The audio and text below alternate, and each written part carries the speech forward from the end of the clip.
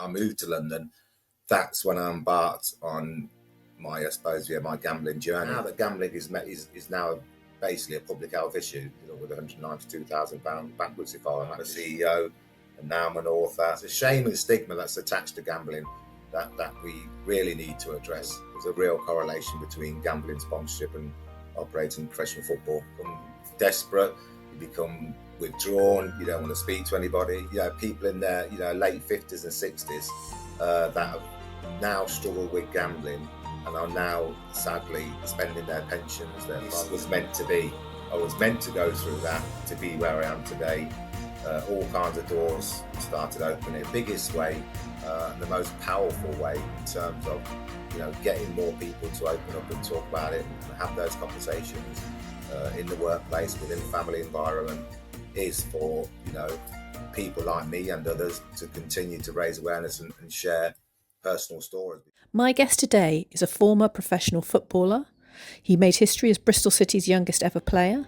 He's played more than 200 league games across 6 clubs.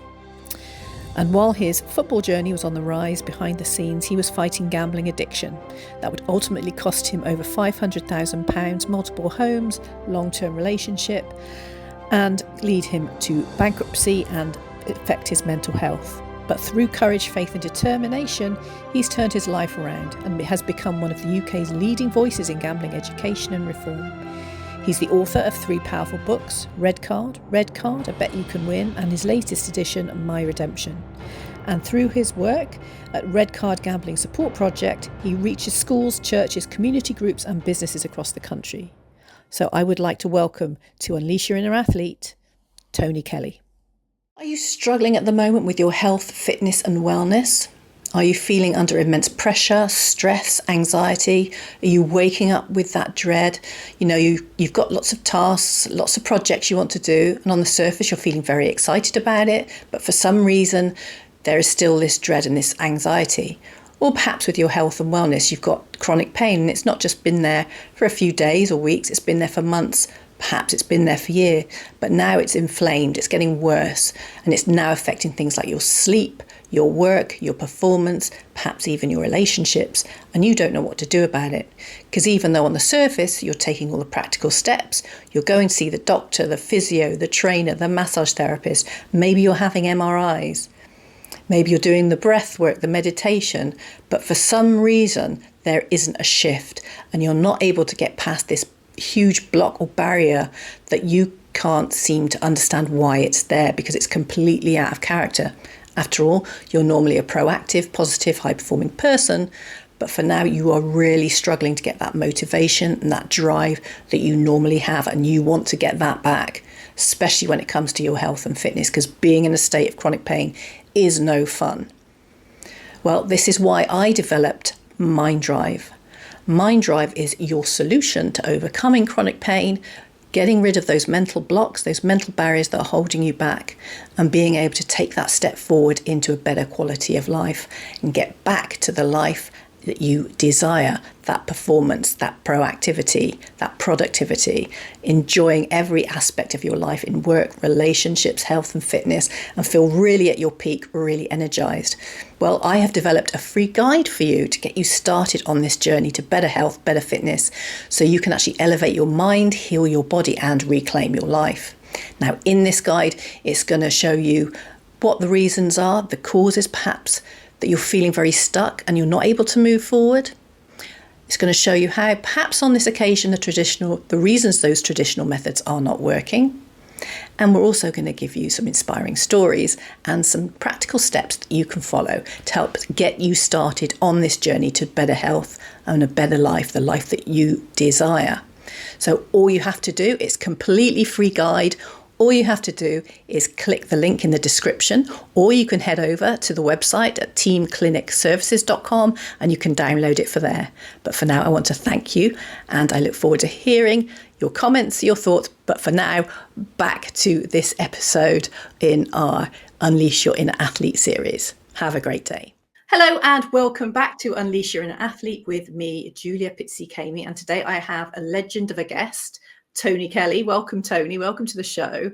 Now, we have an awful lot to get through today because I know this is a subject that's very close to your heart, and we want to get into your story and help people to understand why this is so important to you and how you're helping with gambling addiction, particularly when it comes to sport.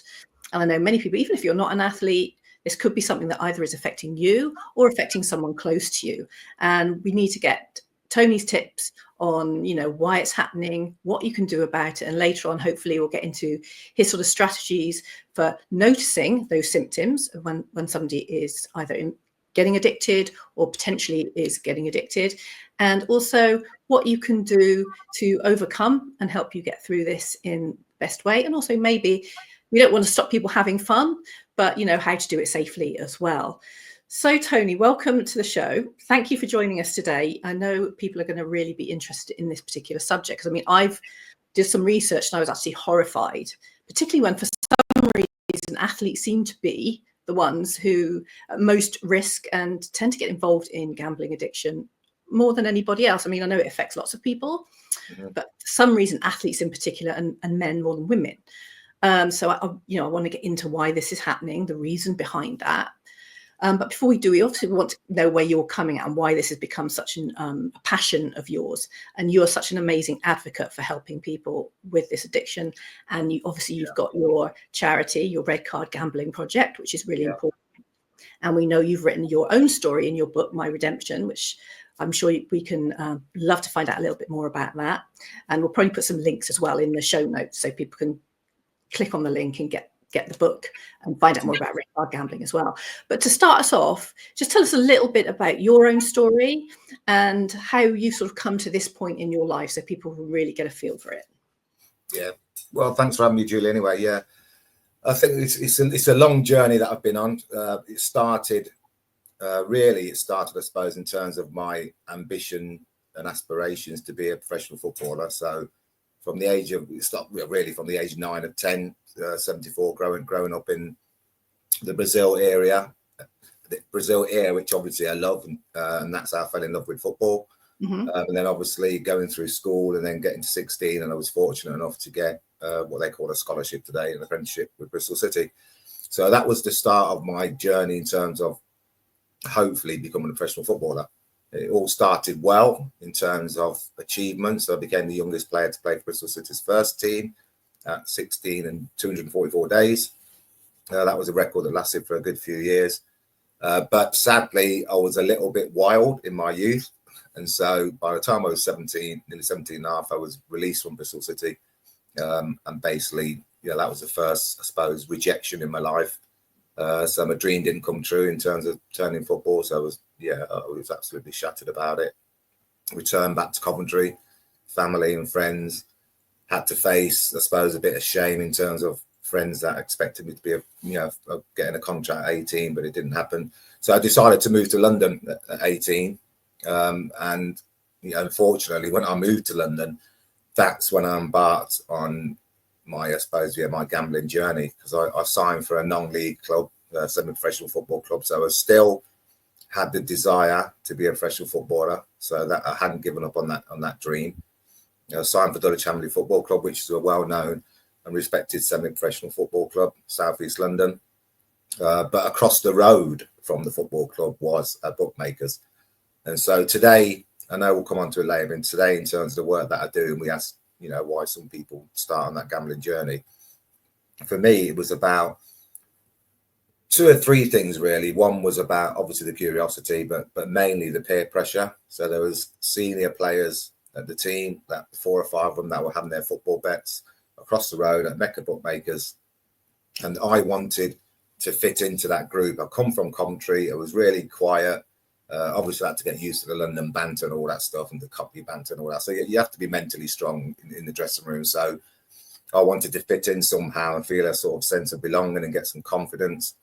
So I joined in with this clique, with this group, and started putting on my £5 football accumulator bets across the road. And that was my introduction into gambling, and that's how it all started.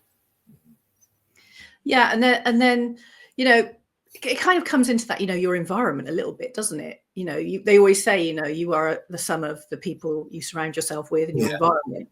So would you say that was a big reason, or does it go some way, something deeper perhaps going on? I think it's a little bit deeper in terms of, I think that the confidence thing is particularly within professional football, because as I said earlier, there's a lot goes on in a dressing room in professional sport. There's a lot of banter, there's a lot of pee taking, etc. And so I really wanted to fit in, and so that was a big part of it. And then obviously, I suppose football in particular, there's always been a culture around gambling and football. They've always gone together. So even that was 86, 87, whatever it was. And so, but even going back into the 70s, when I read stories now about, George Best and Rodney Marsh and all the others, that were gambling all the time. So it was pretty normal. It's pretty normalized. And I think that's been the case, and the relationship between gambling and football, and none more so than today. So, yeah, I think that was the key factor. That it was just normal. Yeah. I mean, for me, it's interesting you say that you were needed to fit in. And I guess that happens to a lot of people. We, from a young age, even, from school age, you always want to be part of a group and be part of something and feel that.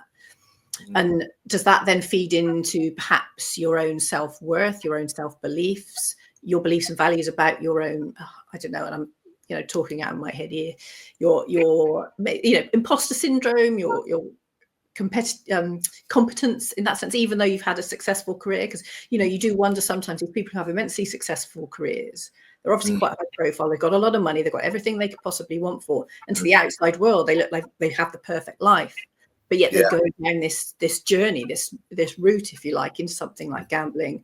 And does that play a part in maybe you going down that route of going to the betting shops? Well, back then it was like you say, the betting shops. Now it's so easy to get it online. I think with sports people in general, footballers, and because I spoke to lots of different people from various different sports, particularly in the last 5 years, where gambling has become a big issue within these professions. So I think within sport, and none more so than football, I think there's a competitive nature to individuals.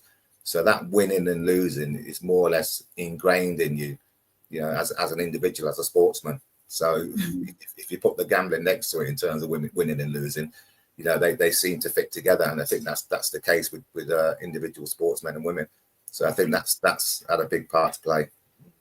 Yeah, because I guess it does feed into that, because I thought personality type, I guess you have to be a successful athlete. It's that competitiveness. Yeah. I've never run out on a pitch. I've never been that fortunate. I've never been a talented athlete. Yeah. But I can imagine the feeling it gives you when you've got all those supporters behind you, a bit like going on a stage, I guess, a rock band going on stage. You have all these people behind you and cheering for you. It gives you such a great hit, I would feel. That sort of dopamine fit feeling. And obviously, they always say, in sport, very often the hormones you release, and particularly for men, it's going to be like testosterone, endorphins, dopamine. And you kind of get that when you go into gambling and gambling addiction. You kind of get that dopamine fix as well. So also it's that need to, in athletic competition, in sports competition, you want to win, obviously. And it's that, and I guess men are a little bit more competitive in that sense with the testosterone, dominance and all this.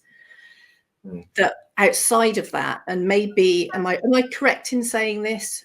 When you sort of leave your sport, or maybe for you, your career path kind of slightly changed, you're looking for that thrill, you're looking for that dopamine hit, and something to give you that competitiveness that maybe you get once you taste that gambling addiction, that gambling.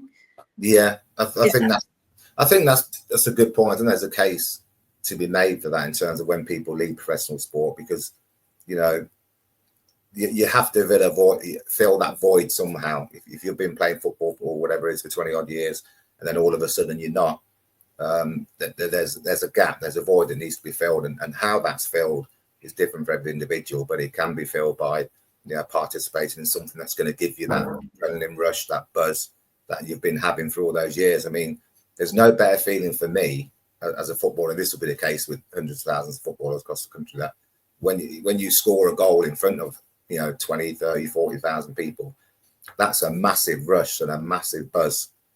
And it's crazy because that feeling that I had, for example, when I scored at Anfield for Stoke, that feeling is a similar feeling. This sounds absolutely crazy, but you have to be in the mindset of someone that's a gambling addict. Of my number coming up on a roulette table and I'm winning 2, 3, 4 grand, whatever it is. It's crazy, but they're similar feelings. Of the emotions are similar. You're on a complete high. So I think that's how they fit together in terms of that dopamine rush.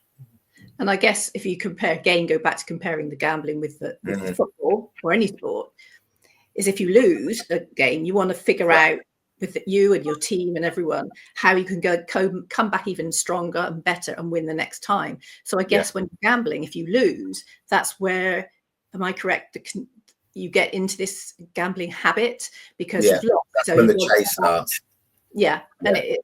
And it just becomes the problems become worse because it doesn't just affect you in that moment. This can be something that affects you in the long term, later in life. And you've said before, it affects not just your financial security, but it can affect your health because there can be a crossover of addictions between drugs and alcohol as well. Because I believe that with any addiction, they say there's also mental health plays a big part. Many people who have addiction, they're struggling with a mental health problem. But like your relationships, your family, it can lead to legal issues even, if you get into the criminal aspects of needing to feed that addiction. And your home, there's so many things can affect you. And this, if it isn't dealt with, much into later life in a negative way. I think that's the biggest thing about going on when you're going through a gambling addiction journey is what a lot of people generally think. If conversations are had in the pub, whatever it is, at work about gambling, generally most people, the first thought that comes to their mind is financial losses. But the work that I've been doing in the last 10 years is really opened my eyes in terms of all the other negative impacts that come with gambling addiction. And you mentioned a few of them, and I've been through all of them in terms of the financial ruin, the bankruptcy, the relationship, the mental health. I've been through absolutely all of them. We'll touch upon them shortly, but I think that's the most important thing for people to remember, that there's a lot more that you're gonna have to go through and have to suffer apart from just the financial loss. And I think that should be a wake-up call to anybody. But the question is, sometimes once you're in it, it takes a while before you realize you have a problem. I mean, is that the issue? Because obviously with drugs and alcohol, a lot more talked about drugs and alcohol addiction, but not so much with this gambling. And I always find it bizarre that sport seems to be sponsored by products and services that are really almost the opposite to what sport to me should represent. And I think whether it's really prevalent now within professional football, but it's also it's in snooker, it's in darts. You've seen all the gambling sponsors, etc. So over the last 10 years or so, but even more so over the last 10 years, but even going back to where tobacco was sponsoring F1, darts, etc., and snooker. But now it's even more prevalent in terms of the gambling sponsors and the relationship between gambling sponsors and sports, like whether it's darts or snooker or football. So we have to understand that the gambling industry is absolutely massive, $1 billion industry. So there's a lot of money involved, and however football clubs or companies, however they want to raise money, they see gambling as an opportunity to get sponsorship. Operators know that there's big markets out there, particularly with professional football. So I think we've got 10 or 11 Premiership clubs that are sponsored by gambling companies now. So this has really grown over the last few years. So there's a real correlation between gambling sponsorship and operating professional football.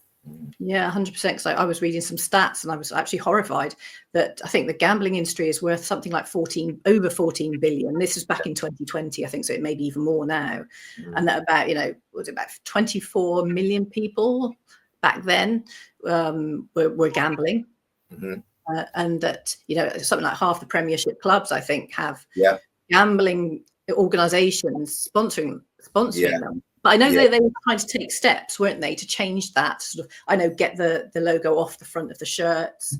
There has been a change in legislation in terms of front of shirt sponsorship from the 2026 season. But the caveat to that, which is absolutely ridiculous, is that although professional Premier League clubs won't be able to have a gambling sponsor on the front of their shirt, they will be able to have it on their shirt sleeve.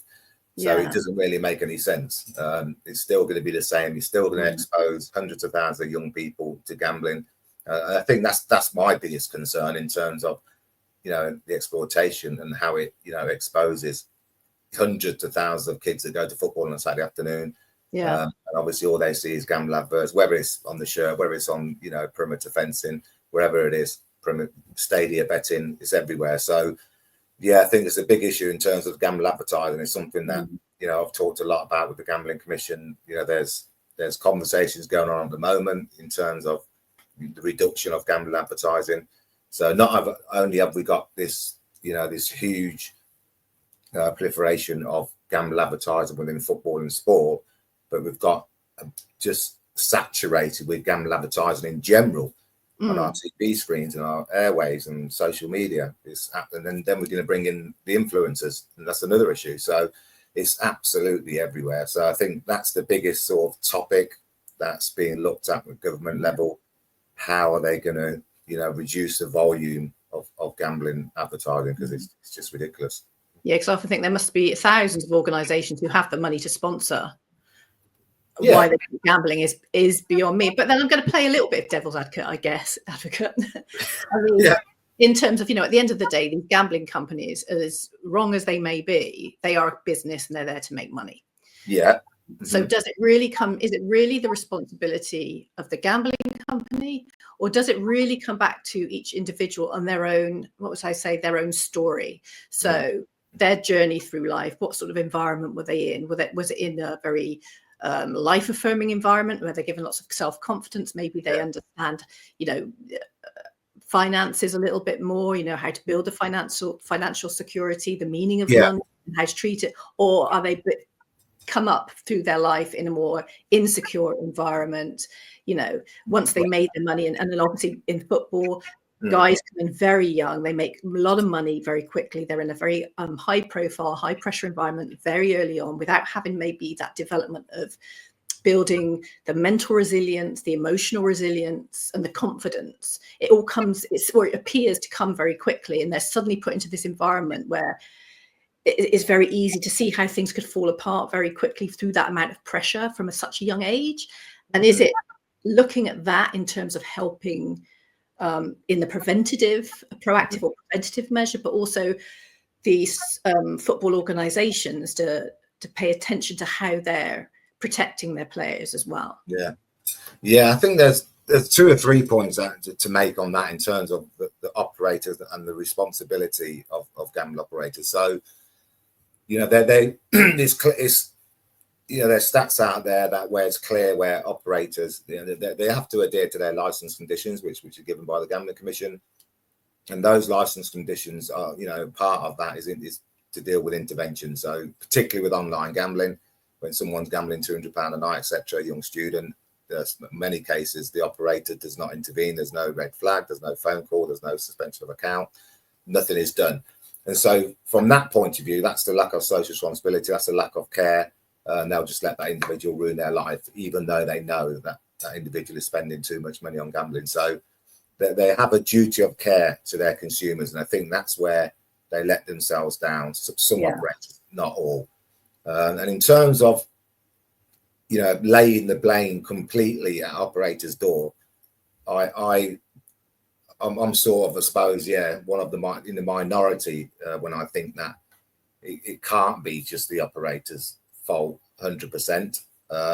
Yes, they prey on the vulnerable. Yes, I think it's 67% of bookmakers are situated in areas of deprivation across the country. And there's a reason for that. So they're preying on the vulnerable, those that are more vulnerable and at risk of gambling harm. So living in poverty and trying to get out of poverty. So they understand that, and that's their target marketing, and call it clever, whatever you want. Like you said, this is a business. And I understand that they have to, it's a profit-making business like many businesses are. But I think in terms of the individual, this is where education awareness is absolutely massive, because for young people, particularly young people who can't make, proper informed decisions, or are not, as we know, our brains are not mature until around 24. So they're at risk, they're risk takers. All the advertisers there for them to see on social media, etc., etc. But if they're educated and made aware of the harms of gambling, i.e., from secondary school, which is where we work with, then I think there comes a time where, and people do say, you do have choices in life, and so there comes a time when you get to the legal age of 18, and you've been educated, you've been fully made aware through education at school or college or uni about gambling harms and where that first bet can take you, then you have a choice to make. Then it's not as if you don't know, because you've been made fully aware. So that's where I think there has to be some accountability and responsibility from the individual. So that's my stance on it, in terms of laying the blame 100% at the operator's doors. Yeah, and this is why I think it's important, because there'll be people listening who are maybe my age, a little bit younger, maybe thinking, yeah, but I'm not a young athlete. But if you're struggling, this hopefully will shine a light a little bit on maybe how you got to this place.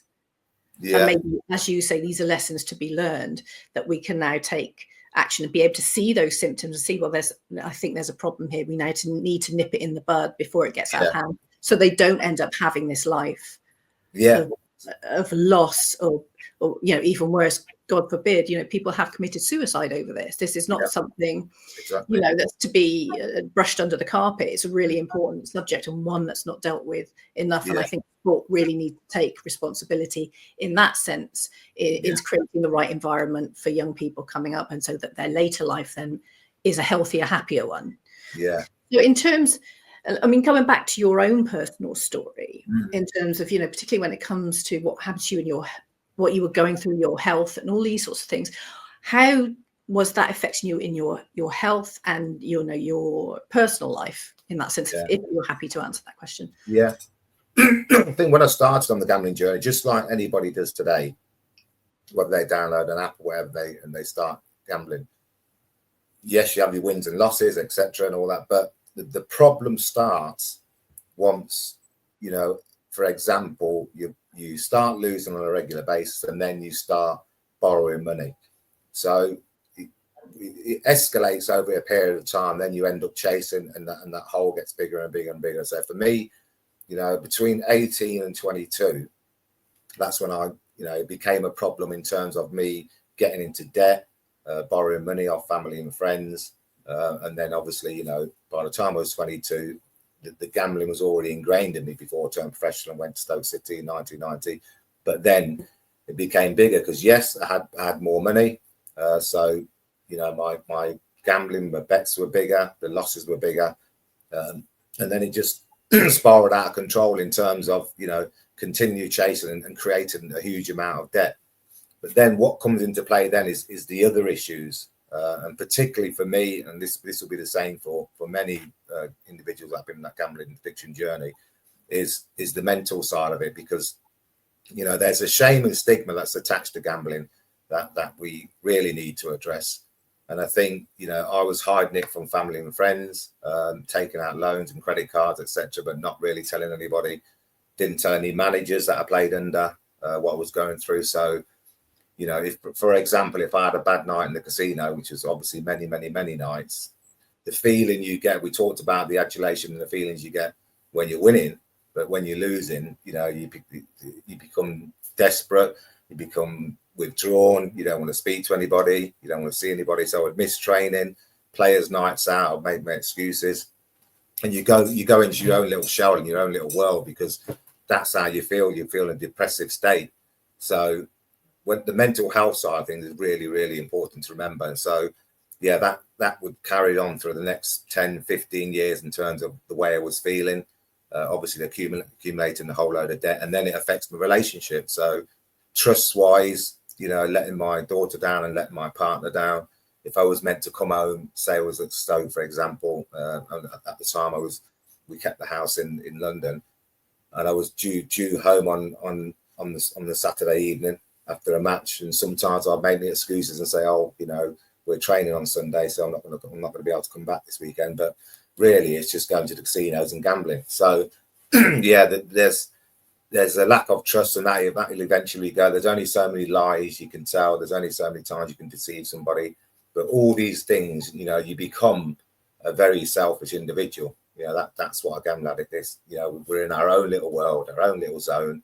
Nothing else matters, and that includes, you know, your kids, your family members. Literally nothing else matters except you and your gambling. So, yeah, as I said before, it's all the issues that you're going to entail in terms of the mental health, in terms of the finances side of things. And obviously, you know, as time went forward, I ended up with £192,000 bankruptcy file, and that just shows you how I exhausted all avenues of borrowing.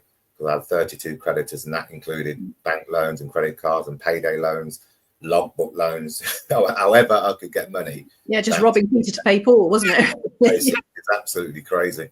Yeah.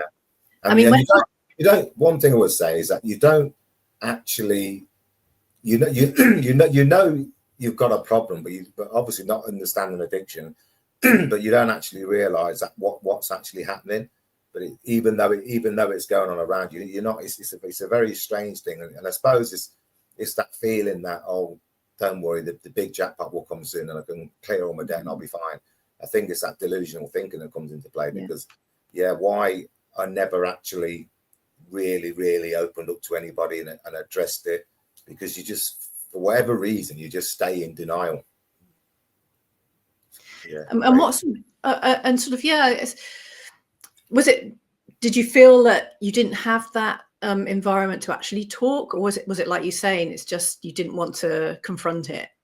Yeah, I think it's the word that's used a lot in this space in terms of gambling addiction is shame, and I think that is a big word and really relevant in terms of how you feel, because I just felt I couldn't tell my friends what's going on and why I can't go out, why I've got no money, or why I've downgraded my car or whatever. You know, friends back in Coventry, you know, I couldn't tell them what's going on about in terms of, you know, I've lost this, I've lost that, and all that, because you just feel so shameful. So that's why I think most gamblers stay in denial and just keep it to themselves. And it is a secret of addiction. I think there's hundreds of thousands of people across the country that are going through suffering with gambling, but suffering in silence and not wanting to tell anybody, not wanting to talk to anybody. And I think, you know, even my managers, there would have been opportunities, because I remember going into the office at Stoke City with Lou Macari, the manager, and asking for a sub. Because I've obviously ran out of money, but it was an opportunity for me to say why. You know what I mean? I can't remember what I said to him, but I didn't open up about my gambling. And even throughout my career, the 8 years that I had at various clubs, my form was always sporadic. So managers couldn't quite work out what was wrong, because 1 week I'll be brilliant, the next week I'll be rubbish, and then next week I'll be out in the team for 2 weeks, out of the team for 2 weeks, missing training. I was all over the place. So I can't really, you know, you can't lay the blame at managers' doors for not asking the question. But because, you know, back then, gambling was normalised. I think slightly different now. If someone's going through issues where they're missing training or their form is up and down for no reason, I think now there's a bit more awareness where coaches and managers at academies might just ask the question, are you struggling with anything gambling or anything like that? The question might be asked. And I think that's what really needs to happen in terms of not just football, but in general in sport, in the workplace, when they see those signs of withdrawal or anger or frustration or borrowing money, asking for subs, all these little warning signs. And I think then that's the time to ask the question. And I sometimes wonder as well with men, it's kind of like this, you know, no matter what they say now about, oh, it's getting better for men to open up and talk about their problems or their mental health or their addiction, whatever it may be. But is it still sort of innately within men, you know, and I don't want to come across as being sexist or this way, but it's, you know, there is that need not to be seen to be weak. You've got to be in control. It's, you know, it's the women who are emotional and all this kind of thing. And the men have got to be the strong, resilient type. They're the ones who resolve all the problems. And if you can't, and it's like you say, you can't resolve your own problems. What, you know, I should be doing this as a man, you know, but everyone, no matter who they are, needs help at some point. I I think that it's got slightly better over the years in terms of people opening up, not about their addictions, about their mental health, etc. And I think, but there's still it's still a gambling in particular is still a bit of a taboo subject. So it's still a topic that even when I talk to people today in the workplace, whatever, in sports, they ask me what I do, and I say, I can just see in the look on their faces where they're either gambling themselves or they know somebody, because their eyes light up. And I think that we've got to a point now, as we stand now, we've got to a point where, everybody knows somebody, and it could be a cousin, a family member, a friend, a work colleague. That's where we're at, because everybody I speak to knows somebody who's struggling with gambling. So that's, it is a bit of an epidemic at the moment. So, but I'm just hoping that I think the biggest way and the most powerful way in terms of, getting more people to open up and talk about it and have those conversations in the workplace, within family environment, is for, people like me and others to continue to raise awareness and share personal stories, because I think it will relate to a lot of people. I've done many personal talks where I've spoken to individuals afterwards and how it's resonated with them. So I think that's all we can do in terms of raising awareness. Is it's hard, and I understand why some people, don't want to revisit trauma. I totally get that, because obviously it can go deep in terms of, we still have some of the red card team members now that can't, talk about it publicly. And unfortunately that I can. So yeah, the more we can talk about it, the more we can raise awareness, then I think it will give more people confidence to start to have the conversations. Well, yeah, because if you're not talking about it, you're never going to get past it, because you're never going to come up with a resolution or a solution to the problem. Yeah. It just keeps it inside, and, sometimes getting it out, whether it's writing it down, talking to a professional about it, is that start of that journey for getting better. So it's giving people a confidence. It comes down to themselves as well, giving them that confidence to feel that it's safe. I think they're not going to be thought less of. It's not going to damage their identity or their self-worth in any way. Yeah, and I think that's a good point in the way you feel, because I think some people, in particular women, there's research out there, and we're dealing with a lot of women at the moment. There's research out there where there is that feeling of, am I going to be judged? And there's that fear of judgment that, stops some particular women coming forward and sharing their experiences and open up to gambling. But one thing that I will say in terms of, problem gambling for women, there's a massive increase in women gambling over the last 5 years. And so when I look back to the 90s and going into the bookmakers and going to casinos, obviously we never had online gambling at the time. It was predominantly a male-dominated industry, but that has totally changed. We've delivered to women groups, etc.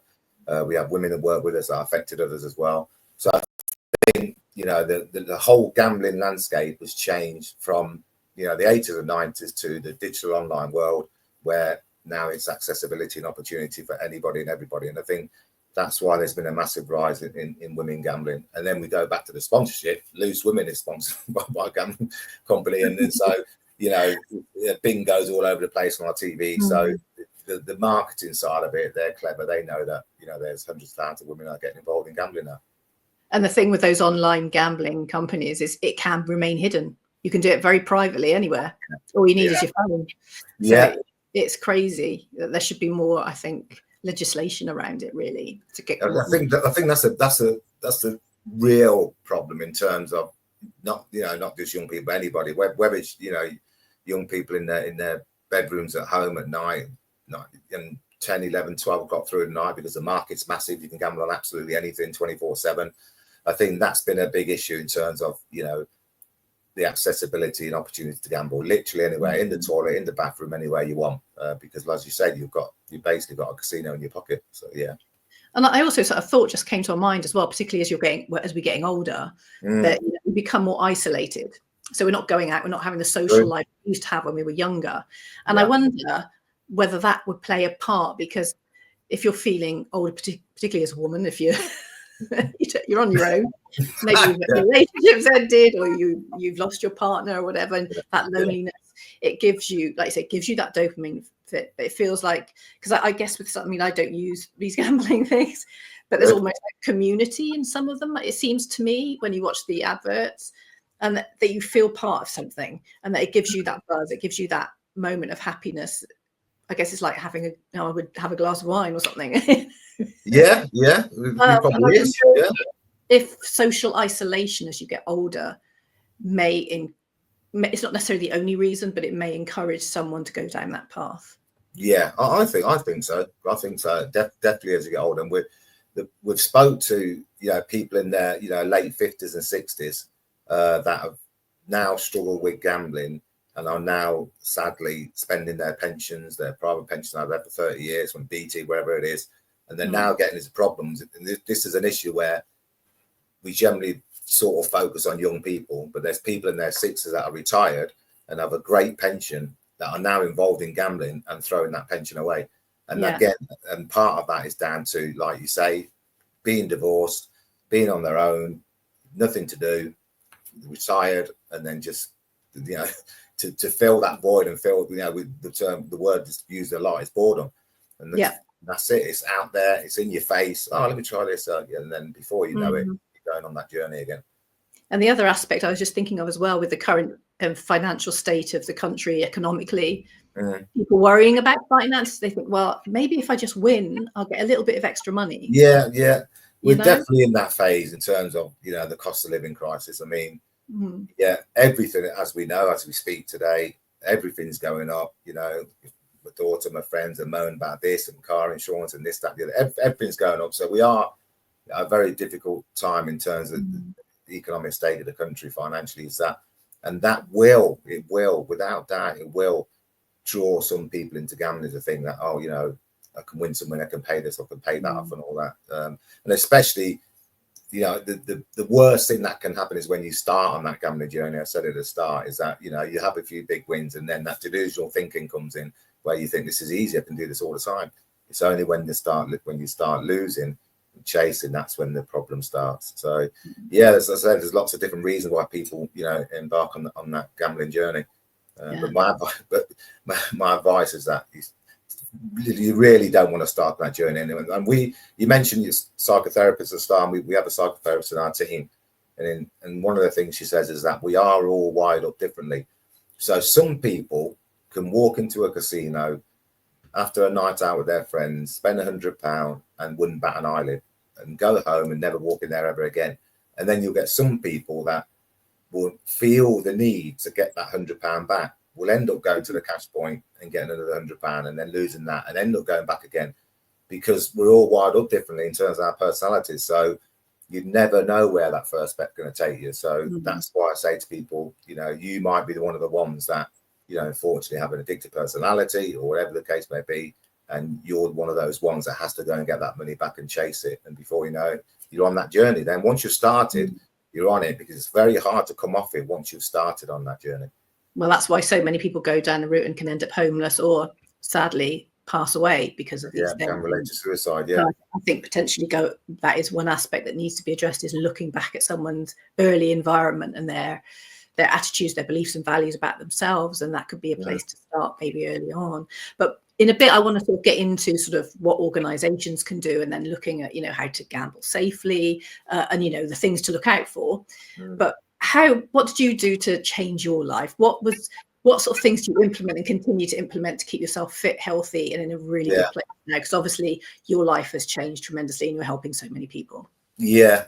And it has changed dramatically. So 2013 is when my sort of recovery journey started, because my sister, she was a head teacher in a London school, and there were snippets coming out in the press about ex-footballers with gambling problems. So she just mentioned it to me, just said, why don't you put your story to print? Obviously I wouldn't have a clue how to write a book, etc. So I'm good at writing and English, etc. So I thought, she said, you just do a chapter. And growing up as a biography, growing up as a 9-year-old, aspiring to be a footballer, going through the racism in the 80s, signing for Bristol City, getting the rejection, and then fortunately turning professional, having a professional career, and then going through the gambling stage. It would make a really good story. So I wrote a chapter. She loved it. She said, you can do this. And then from that moment, and this is where the psychotherapists come in terms of, those words that they use in terms of writing being therapeutic and cathartic. And it really was for me, because 18 months later, I had this manuscript. So it was a biro and A4 paper, no ghostwriting, no computers. So I had this manuscript, and she said, "Oh, go online and go to publishers," and you know, had 6 or 7 people that were interested. So we got it published. It was out on Amazon. I remember the box coming in the post with 10 free copies of Red Card, and just when I think about it now, I get, you know, goosebumps just thinking this box with 10 copies of Red Card, and I've just written this, and I thought this is crazy. So obviously I'm now an author. We had an agent that was a media agent that was going to sort out media stuff, and so that's how the initial interview, the first major media interview, happened. So we got on BBC Breakfast, and that was the point where, you know, the turning point. I always say to people that there's a turning point in terms of recovery journey. You know, how did it start? And that is, you have to own it. And so this was a time now where I said, right, this is it. And I said to the family said, yeah, you've got to go on. I was thinking, 6.7 million people, whatever it is. So she goes, no, you've got to do it. So Yeah. I said, all right, I'm going to do this. I've got to do it. And then going to the hotel the night before and all that, and then going into the makeup room in the morning. I was nervous and all that, but I think once I got on that sofa, I think it's 7 minutes. It's on YouTube now, and I still listen. I could still go back and listen to it. And when I sat on that red sofa, I think, you know, I felt really comfortable talking about it. And I think this is me owning it, acknowledging it, accepting it, dealing with it. And the biggest thing for me from that interview was obviously all the content, was how much it resonated with so many people. And that's when I realised I'm not alone here. This gambling addiction is absolutely massive. So yeah, it really opened my eyes. I had some counselling for 6 weeks after that, and the counselling wasn't just about the gambling addiction. It was about where you want to be in 5 years, changing your lifestyle, thoughts about yourself. And now that I've owned it and acknowledged it, now I can deal with it. So yeah, we decided to set up Red Card Gambling Sport Project within the 6 months to a year after that. And it was all about what route do we want to go to, and I wanted to go down the education awareness route. And then 2017, there was another massive change, which is again part of my recovery journey. And I always say to people that it's recovery journey, it's not one size fits all. So some will go to GA, some will go to residential treatment, some will go to therapy, whatever suits that individual. That's for them. And mine was partly counselling, partly family support. So I'm very lucky in that sense that my brother stayed with me and my sister and mum and dad, because there's so many people out there on their own. You know, you might have brothers, might have no sister, and you've got to go through that on your own without no, you know, real network of support. So I'm very lucky in that sense. But the biggest thing was in 2017, June the 7th, 2017, I got baptized. So regaining my faith was another big part of my recovery journey. And that's what really made me grounded. It made me, I suppose, something to focus on. So I'm now trying to help people with Red Card, and then keep myself humble and keep myself down and at peace. More, that's the word I want to use, that peace. Once I regain my faith and put all my trust into God, and it's a personal thing. So, yeah, being a Christian is a personal thing. So I respect everybody's religions and faiths. But from that moment onwards, it just seemed like this was meant to be. I was meant to go through that to be where I am today. All kinds of doors started opening. And it's hard to explain to people, like I'm explaining to you now, how these doors open and how I started to go across the country and share my story at different platforms and doing media and all that stuff. And then all of a sudden I'm now, excuse me, now I'm a CEO, and now I'm an author. If you would have asked me that after coming off that sofa in 2013, I would have said, what are you talking about? I don't know what I'm going to do next. But 10 years later, 11 years, here I am. And it's been incredible. But yeah, but it's all part of the recovery journey for me. And so going back to today now and sustaining that recovery journey, because that's what it's about for anybody on that recovery journey. It's how you sustain it, because obviously, like any addiction, whether it's trauma or something happens, you know, there can be relapses. So I do certain things, like I don't have gambling apps. I've got into a different sport now. So I've been playing table tennis for the last 18 months now, and we're in a proper league. We've got a game on the 22nd. We've got a big game on the 22nd of April at home, where we have to win the league, and there'll be awards night in May. So that keeps me fit. And obviously I'm now moved back to Coventry where all my brothers are. So I see a lot of my family. So I've got that family support and network.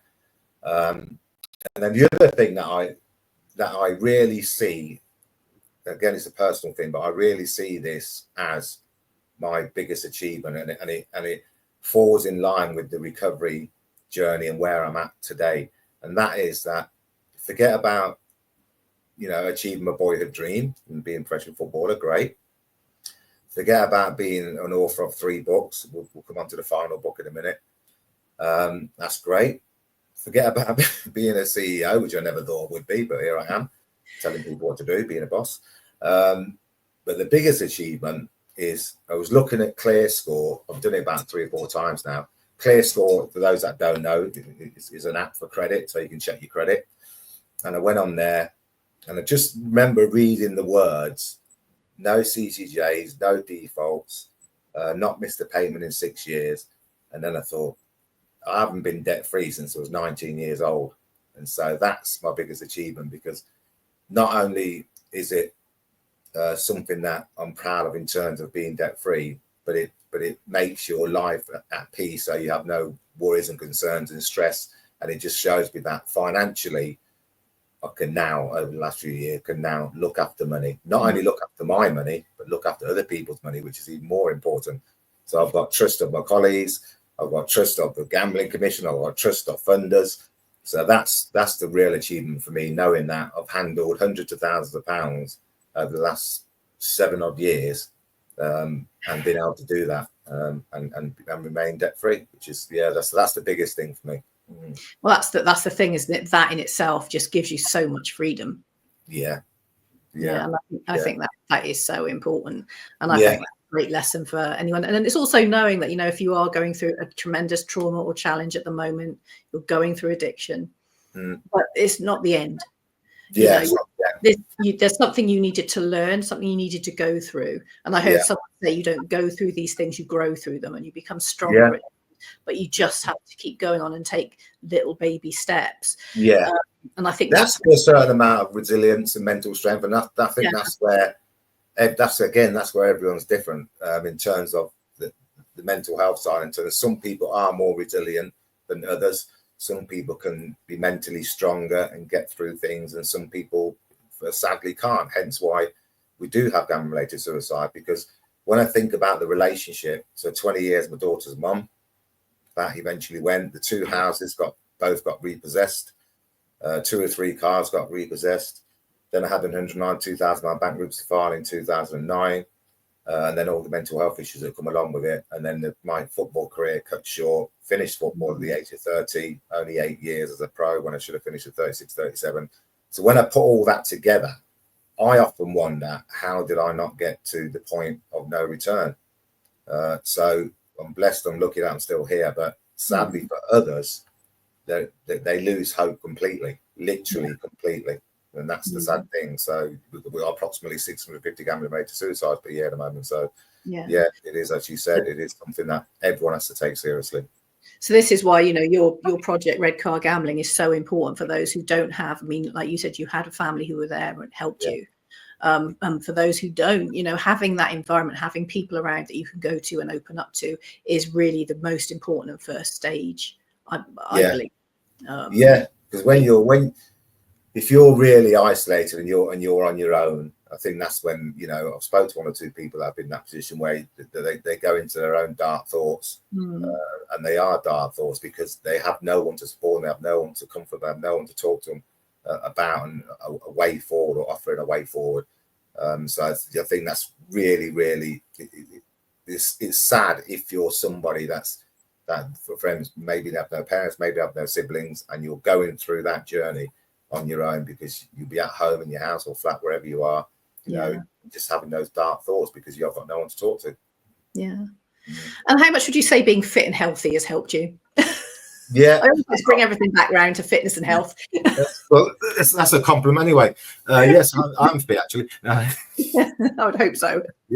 But I've done the walking football for a little bit, but I had a little problems with my Achilles, so I went into the table tennis. The table tennis is great because we practice every week. We have a match every week.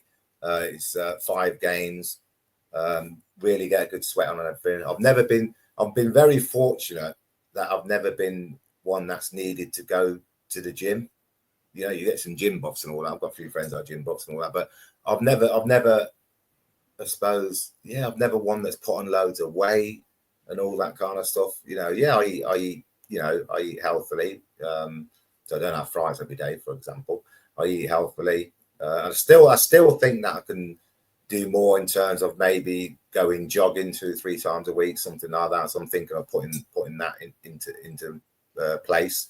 I went on a fitness regime with my cousin Leon, who's a fitness instructor. So I'd done 3 to 6 months it was, and that was everything from jogging to exercise to boxing, and that got me fit over the next 6 months. So there's bits and bobs that I do, and it's interesting you talk about fitness, because when we talk about fitness, automatically me and you I know you're no different, but there's the mental fitness as well, and I think that's really important, and that sort of coincides with my comments about finance, and that's why I was delivering to a sixth form school the other week, and I was saying to them that, you know, I had this bank, I brought the file with me, and again, this goes back to, on a personal level, this goes back to why certain things I've still got, and I've still got this bankruptcy file, a big thick folder from 2009, and most people would throw in the bin, but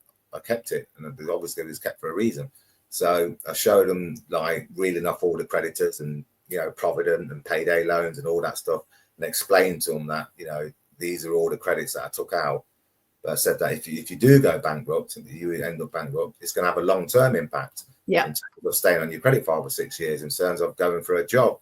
Have you ever been declared bankrupt? In terms of trying to get a mortgage? So all these things will have a negative impact on you going forward. So mentally, being fit is really important, and that what a part of that is trying to stay away from debt, because as we know, debt kills. So so mentally, you get yourself into that sort of vicious circle. I always say the mind first, and then everything else follows. If you haven't got your mind in the right place, you're not going to get through that journey of having to deal with the debt, having to overcome and recover. So get your mind in the right place. Because I wouldn't be able to go out to, whether it's a school, whether it's a church. We had a big event at Molyneux 3 weeks ago, which is LAPS event, Life After Professional Sport, and I was one of the speakers there. But I wouldn't be able to go to these venues and do a 20 minutes or half an hour talk of my journey if I wasn't in a mental right place. So that's why, you know, it's not easy, but I'm comfortable doing that, because mentally I'm in a good place. Yeah, and I think to mentally get yourself in a good place, you need to first of all recognize you have a problem, and then go and seek the advice, go and seek for the solutions, whether it's coming to someone like yourself and red card gambling, going to your GP, just get out there and start finding someone to talk to and express yourself, what you're going through, and then they can help you. It's something you can do by yourself. Exactly. I can't stress that enough. It is definitely not something you can do by yourself. I'm not going to wake up in the morning one day and say, oh, you know, I'm going to stop gambling now. It's not going to happen. You have to get professional help. And I think, although me, you and others will always say that, you know, you have to talk to somebody and you have to open up to somebody. You have to, you know, take advice from somebody. But I do understand that it's not easy to do that, because obviously I've been there, and why didn't I do that? So that's why I try and stress to people, before it really spirals out of control and before you do end up losing everything, you've got to talk to somebody. You've got to confide in somebody you can trust. It might be a work colleague, it might be a family member, it might be a best friend, but you've got to talk to somebody, because it's not going away. 100%. So in terms of that, and how can these organizations, what do you feel is missing? What do you think they need to start doing from now on to really support from the start, before it gets to an old middle-aged problem? Start from fresh. And this can be, you know, sports organizations, it could be big corporate organizations, because we know mental health generally is an all-time low. It can lead to these addictions, etc. So what is it you feel from your experience that really is the key thing, or the number of things that organizations can really start implementing now that maybe they're not doing? Well, we've done some work with some companies, and one of the companies, Amy Construction, who build the highways, etc. We done 30 35 employees and 5 staff. So they brought us in to do a workshop because there was gambling going on within the workplace. And and what he said to me, the CEO, is that, and obviously there was more research done around it, is that there's a lot of gambling going on within the workplace, and this is all kinds of workplaces across the country. So yeah, the question that we've sort of brought up with different stakeholders is about, generally in companies and businesses, you have policies for drugs and alcohol, yeah, but you don't have no policies for gambling. So now that gambling is now basically a public health issue, there has to be, from our point of view, in the next 2 years, companies and businesses, implementing policies around gambling. So I think that's one thing we want to see. It has started within the police force. So we had a round the table meeting with West Midlands Police. One of the things that they're bringing in, and this, they're telling us that it's going to go, nationally across all police forces, and that is that when someone comes into custody for robbery, theft, fraud, etc., they will be screened for gambling. So that's another, so that's a great step forward, because obviously that will have ramifications in terms of sentencing, etc. Because obviously if someone does serious crime like one of our team members has, the gambling could be behind it. So there's a high risk of them going back to it when they come out of. Yeah, exactly. Yeah. So they're the kind of things that I want to see implemented, with policies around gambling harms within businesses, within big companies. And then in terms of young people, particularly schools. So within secondary school now in England, gambling awareness is part of the PSHE school curriculum. So it can fall on finance days, drop down days, whatever it is. We've done 78 secondary schools now. And I think that has to go across colleges and universities, because we've heard lots of horrendous stories about university students, blowing a student grant loan. As we said earlier, you can do it in your bedroom, so they'll lose their 3 or 4 grand in one night. So they're the kind of things in terms of, education wise, getting it rolled out and getting that word and education spread across, university, college, and not just secondary schools. Because early intervention is key from our point of view. Early intervention, 100% reduce the numbers of gambling, problem gamblers going forward. So they're the kind of things that I really want to see young people being more made more aware. And then in terms of the older generation and companies and businesses having gambling awareness as part of their health and well-being programs. And I've often thought about, with the younger generation, with you going into schools and educating, do you think also, because I've always wondered this, why financial literacy isn't taught? If people are more financially literate, I wish I had been taught that in school. Help prevent things like debt and then maybe going into spiraling, because you just you're totally right. And then we've actually had emails from the school where they've invited us in to do the workshop, but it's part of their money management programs and stuff like that. So they sort of incorporate it around finance, around money management, which is good. Yeah, that's really good news. So in terms of, if people are out there, obviously they may have a young child, or it may be a member of their family, whether it's a father or aunt, uncle, whatever. Well, how do they spot the symptoms? What are the key symptoms that people need to look out for so they can help guide that person? Yeah. Well, when we talk to the young people, we say to them that this workshop, whether it's a sixth formers or whether it's a youth club, this workshop is not just for you. Yes, it's for you, predominantly in terms of you're going to get to the legal age of 18, and so you're made aware and all the dangers of getting involved with gambling. But it's also for you to look out for signs within your own household and your own family dynamics, because we know that there's hundreds of thousands of parents across the country that are gambling. And so I used to be one of them. So I put myself in those shoes and think, right, my 15, 16, 17-year-old son, he or she hasn't got a Christmas present that they were promised, haven't got the birthday present that they were promised, holidays have been cancelled.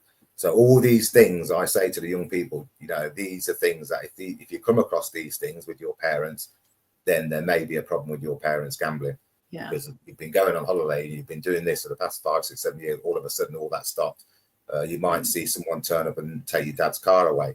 You might see bailiffs knock on the door, your mum and dad's not in there, and you answer the door. So there's lots of things that you can look out for as a young person what could be going on in the household, just to look at signs why your parents may be gambling, or your older siblings.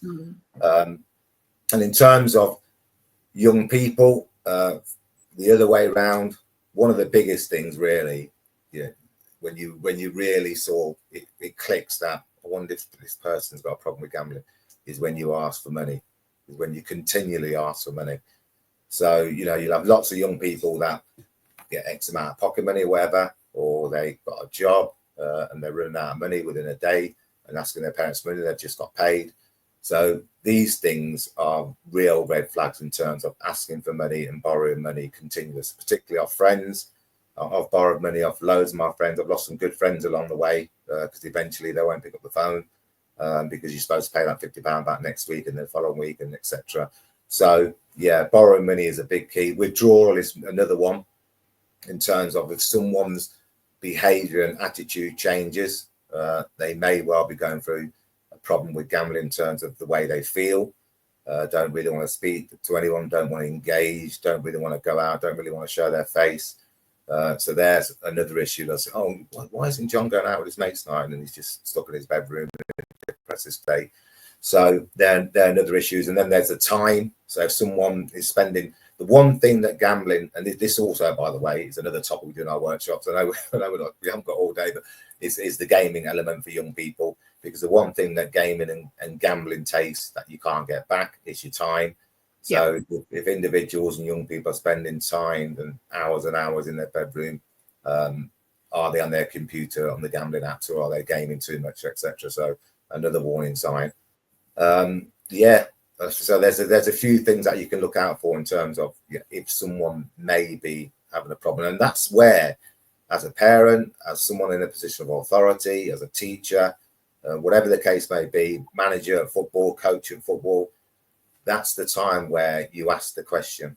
And I think that's one thing that I think really needs to improve in terms of asking the question, because that's all it takes. And it just might take that one question you ask for someone to open up. And I guess for a kid, sort of noticing it in a parent, for instance, it's probably a little bit more difficult to ask the question. How do you get someone to change? But you can't just say you've got a problem, you need to deal with it. It's not going to work. That's on that side for a 16, 17, 18-year-old child to ask their mum or dad the question, because they've seen all these signs that they've been taught in a workshop, whatever. Dad, I didn't get my presents you promised me. The holidays cancelled. I've seen someone take your car away and all that. Yeah, that's very. It has to be done very, very subtly, because you don't know what reaction you got to obviously got to know what your mum and dad are like. You know what reaction they've got. You know what their personality is like and all that. And so it's got to be very, very non-judgmental and the approach has got to be very delicate. Yeah, because it is a very delicate. But then I guess as a kid, maybe you could ask a teacher, or as an adult, you could ask a professional and sort of say, look, I'm worried about my child. I'm worried about my parent. I'm worried. How can I approach this without making the problem worse? And then get some advice. I think you're spot on, actually. I think that would probably be the best thing if you're 16, 17-year-old is to ask someone within your environment, a teacher, a coach, or whatever it is, and say, this is what I'm worried about. This is what I've seen. I've seen all the changes around the house. I've seen someone come and take Dad's car away, all those kind of things. So, I think that would probably be the best approach. If you're a little bit older, then fair enough, you're 19, 20, 21, it's a little bit different. Yeah. So now you've got this book, your latest. Here we go. There it is. Fabulous. You look amazing on it. You should be a model. Thank you very much. Your compliments are lovely. Yeah. So tell us about the book. Everyone needs to have this book. Yeah. So Red Card came out in 2013, and that was the initial story. But because Red Card Gambling Sport Project hadn't been born yet, the Red Card first book finished before Red Card was born. So it finished in basically 2014, 15. I didn't know what I was going to do. And then 2021, I bought out the second book, which is called Red Card, I Bet You Can Win. So that was a continuation of the first book, Red Card. And then 4 or 5 years later, I decided, right, I've finished with writing now. I've now come to a place where Red Card are thriving. I've done everything I need to do. Now it's just about carrying on the Red Card journey with Red Card Gambling Sport Project. So I wanted to put the whole story into one big whole story for the final book, but relate it to a little bit to my faith and about hope for people. And I think one of the things that you touched upon earlier is about giving people hope, and that, you know, you can come out of adversity, you can recover from trauma, etc. And I'm testament to the fact that I lost everything, you know, during that period of a gambling addiction. And now, you know, in 2025, I'm debt free and I'm comfortable on that piece, etc. So come through the cycle and recovered, which, you know, I'm blessed for. And my redemption is about those mistakes and you know, the journey of where I'm to come full circle and be able to say to people, look, you know, there is hope out there. It's not the end. You know, you mentioned it earlier about getting support, acknowledged it, owned it, and you can come out the other side. So it's the full story. Lots of different images and pictures in there up to the present day about the work we do with Red Card, and lots of images about workshops and stuff. And obviously it's not just about my personal story of going through gambling addiction and professional football, but also a bit of education about, you know, the gambling sector and how we support people today and signs, etc. So yeah, it's my final book.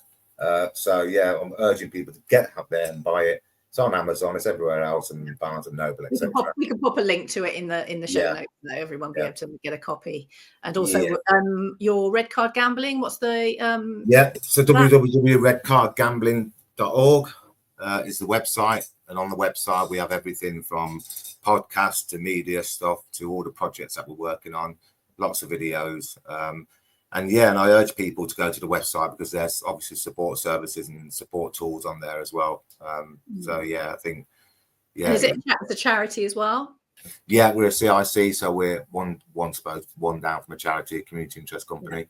So any donations will be greatly. Yeah, we rely on we definitely rely on donations and funding. It's not easy to get funding. No. The funding landscape is changing because the statutory levy is coming in. Well, it's been introduced in April now. So in the next 3 or 4 months, we'll see how we go and access funding with the new commissioning body, and hopefully it'll be smooth. But that's what Red Card is basically relying on, funding and donations. So I think there's a Just Giving page on the website, I think. You can get in touch with me through the email, or there's a contact page as well where you can email me or call me if you feel like donating to Red Card and supporting what we do in terms of educating young people in particular. So please donate to us. So if you're seeking any advice or any help, go there first and check that out. But I mean, everybody, this has been a great pleasure talking to you, Tony. I know this subject we could talk for hours. I could go for hours, but we all need to get off and enjoy the Easter holidays. Yeah, we do. Yeah. But it's been brilliant. Honestly, Julie, it's been absolutely brilliant. I have really enjoyed it. And I think, your story is just so inspirational, and just I hope and pray that many people listen to this and start to take that next step, and just don't feel guilty, don't feel shame. I know I'm saying don't, you're going to feel that a little bit, but know that there's help, and know that you can get through this. There's always going to be people out there who are willing and able to help you. But for now, I really want to thank you, Tony, for joining me today. And everybody, if you have any questions or you want to add your comments, maybe your experience, and you're up for writing a comment in the comment section, please do. We'll try and answer your questions for you. And like, share, and subscribe to the channel, and spread this journey. Pass this episode on to anyone who you feel could need that bit of inspiration and support. But for now, I'd like to thank Tony, and I'd like to thank everybody for listening. Thank you for joining us. Thank you, Julia. Thank you very much. Thank you so much for joining us on this episode of Unleash Your Inner Athlete. You're clearly a very loyal listener and enjoying the content because you stayed all the way to the end, and that means so much to us here, as I love to see that you are enjoying the content we're bringing to you. And I want to be able to grow the channel more, bring you more fantastic guests, and give you more quality information that are going to help you maintain that quality of life you desire and keep you at peak performance. But in order to do that, I do need to ask one little favour, and that is, could you please subscribe to the channel and hit that notification bell? Because as the channel grows and we bring you more episodes, I want you to be the very first to get each episode and listen to that episode before anybody else can. as soon as it drops. So just do me that one favour, hit the notification bell, subscribe to the channel, and I look forward to seeing you next time here at Unleash Your Inner Athlete. Thank you so much for joining us.